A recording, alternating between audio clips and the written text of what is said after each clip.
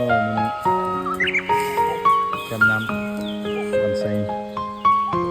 ผู้บ่าวเสื้อแดงอันนี้จากมุมบันนะ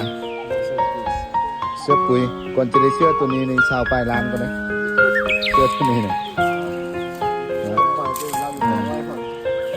หลักอีปลาอ้อยเขาประพันธ์ของย่างโอ้จังนั้นโอ้คงเสียอันนี้มันผลงานวันไซมิวสิกอันนี้จักนมบันนะโอ้ต้นมกเลยนี่นะโอ้ยมันไตออกดิแม่งยังอันนี้แม่งฮะโอโล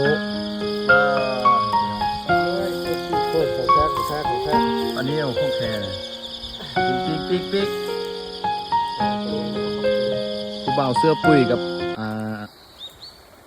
ผู้บ่าวอ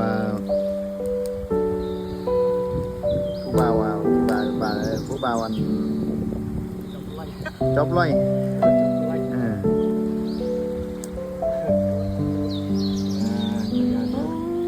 สุดยอดมาคิงเดียวเนาะสี่ห้าตัวเรายิงตัวเดียวไล่มัน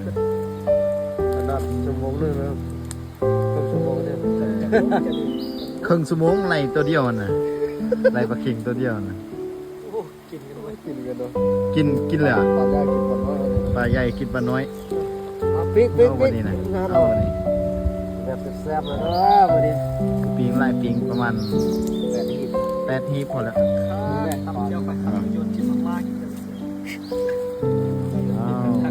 โอ้มีหอดปลาลาดปลาลดแดปลาลาดแดปลากระทิงนี่ปลายังปลาพันแดงปลาพันขี้กระเดือนเบาขี้มันแซ่บมันได้เลยเบาเร็วเปลี่ยนคำศัพท์อื่นกันเปลี่ยนกันเนาะปิงซุปเราไฟไทยมา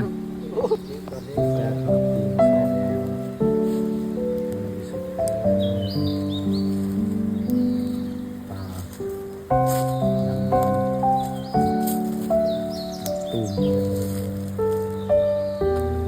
มตาเสียแท้ยังกินแบบจีมะเ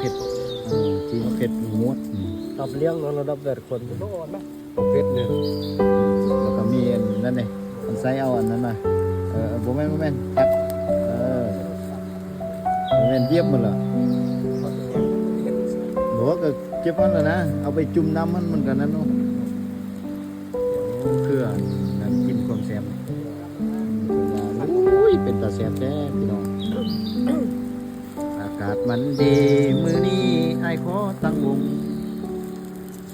จกเงินในถุงโครงการคนละ2 แก้วคนละ2 แก้วเนาะ